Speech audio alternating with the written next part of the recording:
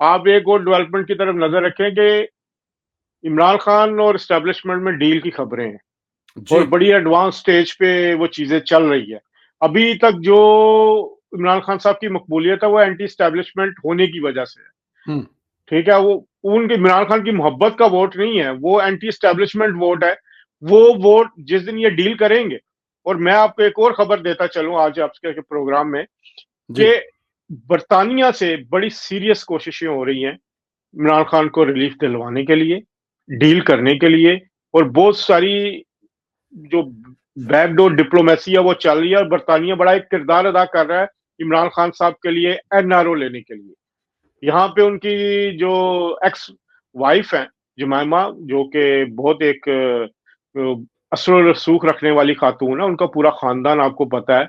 उनके जो farmer brother भाई। इन लॉ हैं बेन गोल्डस्मिथ, और दूसरे ये गोल्डस्मिथ फैमिली पूरी, तो वो उनका एक अच्छा ताल्लुक है इमरान खान से, और उनकी एक अच्छी पहुंच भी है बरतानिया की जो एक एलीट क्लास सियासत। एलीट क्लास या आप हुक्मरान जमात से। मेरी पिछले दिनों मुलाकात हुई शहजाद अकबर साहब ने से। जी। आप शहजाद अकबर साहब जो है लंदन में, उनसे एक अफ्तारी पे मुलाकात हुई, तो उन्होंने एक बड़ा इंकशाफ किया। जी। उनके भाई को जो पाकिस्तान में पकड़ा हुआ था, अगर आपको याद हो, तो उन्होंने बताया कि उनके भाई की रिहाई बरतानवी मुदाखलत पे हुई। ये शहजाद अकबर साहब ने कहा। उन्होंने कहा यहाँ पे जो मेरा एमपी था उसके थ्रू वो किसी और असर रसूख वाले सियासतदान से मिले, उसकी ये उनका कहना है शहजाद अकबर साहब का, कि उनकी मुदाखलत पे उनके भाई की रिहाई हुई। तो आप ये देखें कि अगर एक शख्स के लिए वो हो सकती है, तो ये एक बड़े एडवांस स्टेज पे इमरान खान साहब डील हासिल करने के करीब पहुंच रहे हैं, और उनके लिए डील जो है बरतानिया एक अहम किरदार अदा कर रहा है। आपको याद हो कि जैक जब बेनजीर भुट्टो साहिबा थी, तो उस मामले में भी जैक स्ट्रॉ ने बड़ा अहम किरदार अदा किया था मुशर्रफ के साथ डील स्ट्रक करने में। ये तो ट्रू। ओपन एक मामला है। तो अब ओपन फिर डॉक्यूमेंट। बरतानिया का बड़ा अहम किरदार है, और इमरान खान साहब डील हासिल करने के लिए बड़ी तगोदो कर रहे हैं। यहाँ पे उनसे राब्ते में हैं लोग, जो उनके पैगामात आपस में एक्सचेंज भी हो रहे हैं, और जो केपीके की हुकूमत है वो उसमें गारंटर बनने के लिए तैयार है। अली अमीन गंडापुर साहब को आपको पता होगा, वो मिले भी हैं। क्या कोर कमांडर हाउस ऐसे ही जाया जाता है? वहां पे अफ्तारियां वैसे ही हो जाती हैं। वो अच्छे बच्चों की तरह आके वजीर आजम हाउस में इजलास की सदारत ऐसे ही कर लेते हैं। तो इमरान खान के लिए डील जो है वो बरतानिया निगोशिएट कर रहा है बैकडोर डिप्लोमेसी के तहत। बहुत सारे लोग हैं, सियासतदान हैं, जो वो इस मामले से कर रहे हैं। तो उसके बाद इमरान खान का एंटी स्टैब्लिशमेंट का बयानिया तो फिर खत्म हो जाएगा ना। फिर जो एंटी स्टैब्लिशमेंट बयानिया है वो वो नवाज शरीफ के हाथ में आ किसकी जाएगा। तरफ वापस आएगा। और ये इसीलिए मैं कहता हूँ गोल्डन मौका है कि अदालत में वो बताएं मेरे साथ जो जुल्म हुआ इसके साथ तो वही कुछ नहीं है। इसने तो चोरी की जो घड़ियां हैं वो बेची हुई हैं, इसके इल्जामात है, दूसरी चीजें हैं। तो ये गोल्डन मौका आ रहा है अगले 2-3 महीने में कि इमरान खान की डील होगी और नवाज शरीफ के बयानिए की वापसी होगी। बिल्कुल ठीक है। तो इसका मतलब है फिर एक 10 अप्रैल को जेल में कोई इमरान खान से किसी बड़े की मुलाकात हुई है, तो ये खबर सच हो सकती है अगर आपकी मैं तज्जिया देखूं तो फिर तो। देखिए जी, आप अडयाला की बजाय बनीगाला भी नजर रखें। हम्म। अडयाला तो एक पूरा देखें, जो बनीगाला में तो किसी की नजर नहीं होती ना। अडयाला का तो पूरा एक जेल का सिस्टम है, वहां पे जो भी जाता है वहां पे सैकड़ों लोग जो एहलकार हैं, पूरा एक सिस्टम है। बनीगाला एक अलहदा करके बिठाया गया है वहां पर मोहतरमा तो को सब वहां पे। मुरीद जा सकते हैं क्योंकि पीर तो वहां पर बैठा हुआ है। पीर वहां पे बैठा हुआ, आप नजर वहां रखें कि जो भी मामला चल रहे हैं, जो भी निगोशिएट हो रहा है डील के लिए, वो बनीगाला के थ्रू हो रहा है। बनीगाला में हम्म। मैसेज जाता है। वहां पे तो रातों को आप मिल भी लें, दिन को भी मिल लें, कोई सादा गाड़ी जाए, सिविल गाड़ी जाके मिल ले, पता नहीं किस किस की कहाँ कहाँ मुलाकातें होती हैं। वहां जाने के तो 10 रास्ते भी हैं, मेन गेट भी जरूरी नहीं है। बनीगाला का जगह ऐसी है, तो नजर वहां रखें। असल जो डील ब्रोकरिंग, वो जो भी मामला तय होंगे, वो बनीगाला के अंदर बैठी हुई मोहतरमा के जरिए होंगे। और इस पे बड़ा एडवांस स्टेज पे काम पहुंचा हुआ है, और एनआरओ जो है इमरान खान को मिलने की काफी उम्मीद जो है वो नजर आ रही है। यहाँ पे जो हल्के कहते हैं अगले 2 से 3 महीने में, और जिसके आपने देखा भी उनको जो सहूलतें भी दी जा रही हैं, जो वो शहनशाह की तरह जेल में बैठे हैं। 7-7 8 8 कमरे मिले हुए हैं, उनकी मुलाकातें रोज हो रही हैं। उनको किसी किस्म की पाबंदी नहीं है। तो मेरा ख्याल है कि ये डील ही का हिस्सा है ना। एक तरफ तो नवाज शरीफ को जहां पहले दिन गद्दा तक नसीब नहीं था, अगर ट्रू, आपको याद हो, जब जुलाई 2018 में उनको गिरफ्तार करके डाला जेल में डाला गया, उनके साथ जो जुल्म सितम हुआ, उनकी अहलिया बिस्तरे मर्ग पे थी तो उन्हें 1 मिनट कॉल की इजाजत नहीं दी जाती थी। वो वाकया आप सुने तो आपके रोंगटे खड़े हो जाते हैं। नवाज ट्रू। शरीफ साहब ने इधर बैठ के हमें सुनाया है कि वो मिन्नतें करते रहे जेलर की कि यार मुझे एक बात करवाने दो, तुम्हारे सामने 7 खून पड़े हैं, तो वो बात नहीं हुई। तो यहाँ पर आप उसको एक लाडले की तरह आपने जेल में रखा हुआ है, पता नहीं कितने लाख उसके लग जाते हैं, 7 साल सेल दिए हुए हैं, एक्सरसाइज के लिए दिए हुए, कौन सी सजा है भाई? ये तो सरकारी खर्चे पे दामादों की तरह रहा जा रहा है जेल के अंदर। मेहमान तो नवाजी है। आपका मेहमान नवाजी है, और ये आपको पता है मेहमान नवाजी बंदयाल साहब ने शुरू करवाई थी। उन्हें सरकारी रेस्ट हाउस में भिजवा के उन्हें कहा रात इधर रुके, 5 लोग और भी आप यहाँ करेंगे। तो ये एक बड़ा घोरक धंधा है जो कि एनआरओ की तरफ जा रहा है। बिल्कुल ठीक है। अच्छा, अभी आप क्योंकि करने लगे थे तो मैंने कहा ज़रा इस सेगमेंट कर लेंगे। 1 माह में शहबाज शरीफ ने सऊदी अरब से भाया सरमारी का जो भारी सरमायाकारी ना हासिल कर ली है और आज वो वफ़द भी आ चुका है। इसको कैसे देखते हैं? ये वफ़द का आना, इन्वेस्टमेंट का होना मौजूदा हुकूमत के लिए कितना अहम है सर? संदेला साहब, जो शहबाज शरीफ साहब हैं, उन्होंने बड़ी तेजी के साथ काम किया है।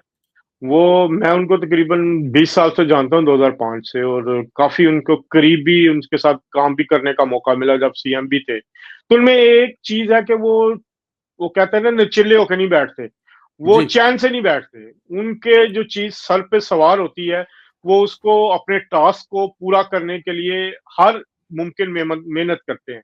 ये सिर्फ सऊदीया एक नहीं है, बहुत सारी चीजें ऐसी पाइपलाइन में है कि जो के जरिए पाकिस्तान की जो मईशत है इसको बेहतर बनाया जाएगा। जो एमबीएस के साथ मुलाकात हुई, उसका फौरी रिजल्ट आपको सामने आ रहा है कि जो सऊदी वफ्द है वो पहुंच गया है। वो 5 से 7 अरब डॉलर की इन्वेस्टमेंट लेके आ रहा है। उसके बाद जो सऊदी वली अहद है, मोहम्मद बिन सलमान, उनका जो है वो एक दौरा मुतवक्के है, और उसमें बड़ा कुछ और अनाउंस होने जा रहे हैं चीजें। इसके अलावा हम अभी जो वजीर खजाना है वो अमेरिका गए हुए हैं, आईएमएफ के साथ नए प्रोग्राम की डील करने जा रहे हैं। वो ये सारी चीजें ऐसी पॉजिटिव साइन है। अगर आप देखें, ईरान के सदर आ रहे हैं, पाकिस्तान आ रहे हैं, और ये सारी चीजें इंटरनेशनल लेवल पे पाकिस्तान की जो कबूलियत है वो बढ़ रही है। अमेरिकी सदर ने वेलकम किया है, पूरी दुनिया वेलकम कर रही है। तो ये एक ऐसा पाकिस्तान आगे बढ़ने की तरफ जा रहा है जो 2017 में रुका था। नवाज शरीफ के छोड़े हुए पाकिस्तान को शहबाज शरीफ आगे लेके जा रहे हैं, और उन्हें मुकम्मल सपोर्ट की जरूरत है, और इसमें नवाज शरीफ साहब भी उनको मुकम्मल सपोर्ट दे रहे हैं।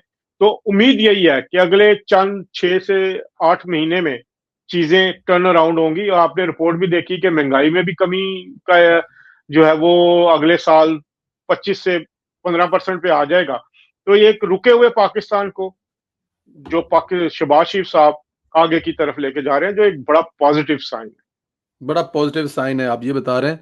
अच्छा, पंजाब में मरियम नवाज की हुकूमत के बारे में देखें, कल अगर परसों देखा जाए तो ₹500 यकमुश्त जो आटे की बोरी है वो सस्ती हुई है, और कल उन्होंने रोटी जो है ₹16 की फिक्स कर दी है।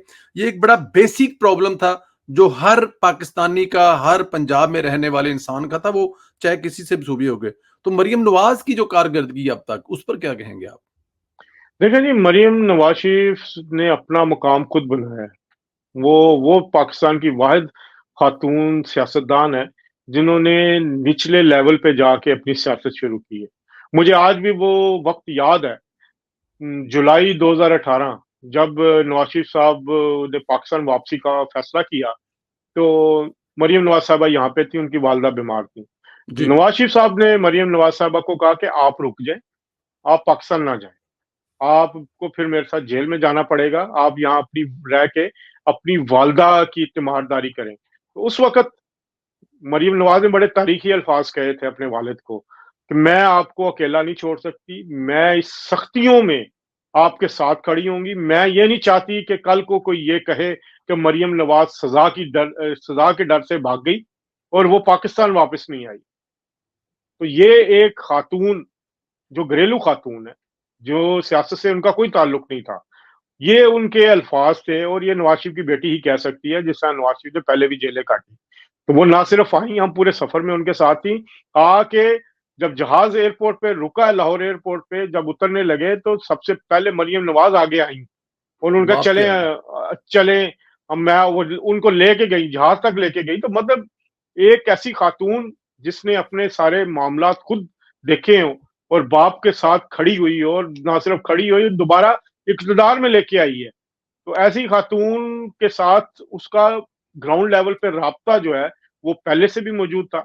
अभी भी जो वो काम कर रही हैं, स्टूडेंट्स के लिए कर रही हैं, वो बाइक्स दे रही हैं। ये रोटी एक मसला था, ये कम कर रही हैं। जो सहूलतें ट्रांसपोर्ट की हैं उन पे काम हो रहा है। एयर एम्बुलेंस अगर देखे आपने, वो उनकी तरजीहात में शामिल थी। एयर एम्बुलेंस लोगों के लिए जिंदगी और एक मौत का मसला होता है। यहाँ पे भी हम, आप भी जहाँ रहते हैं, हम भी रहते हैं। तो एयर एम्बुलेंस बड़ी एक इफेक्टिव चीज होती है कि विद इन शॉर्ट टाइम आपको लो आप मरीज को हॉस्पिटल लेके जाना हो। तो इस तरह के जो इकदाम हैं, तो मेरे ख्याल है अगर टाइम मिलेगा मरियम नवाज शरीफ साहब को 6 महीने साल में, वो पंजाब की वैसे भी कारकर्दगी इस वक्त सबसे आगे जा रही है। जो उन्होंने रोड्स का नेटवर्क जो है रिपेयर करने का कहा है, उनको उन्होंने कहा कि तमाम रोड्स को ठीक किया जाए। ये एक बड़ी, आप देखें उसके पीछे विजन भी है मियां मोहम्मद नवाज शरीफ का। मियां नवाज शरीफ साहब से जारी बात है, एक उनको बहुत बड़ा एडवांटेज है कि घर के अंदर ही उनका एक बड़ा एडवाइजर, या जो जिससे वो रोज बात कर सकती हैं, शाम को खाने की टेबल पे बात कर सकती हैं, सुबह नाश्ते की टेबल पे बात कर सकती हैं, और उनको वो पूरी एक सपोर्ट हासिल है मियां नवाज शरीफ साहब की, जिनका 35-40 साल का तजर्बा है। तो मरियम नवाज शरीफ साहबा जिस तरह जा रही हैं, मुझे तो लगता है जो हालात लग रहे हैं कि अगली वजीर आजम की उम्मीदवार भी आपकी मरियम नवाज शरीफ साहबा होंगी। जो हालात लग रहे हैं, जिस तरह वो कबूलियत ले रही है नवाज शरीफ के बाद के बाद, अगर कोई ग्राउंड पे निकला है जिसका वोट बैंक है, तो मेरा ख्याल है मरियम नवाज की कबूलियत है। और उनको बड़े एहतियात के साथ, बड़े तरीके के साथ, बहुत सारे मामला को देखते हुए आगे बढ़ना चाहिए। स्लो स्लो बढ़ना चाहिए, बहुत ज्यादा तेजी की जरूरत नहीं है। और अपने वर्कर्स को साथ लेके बढ़ें।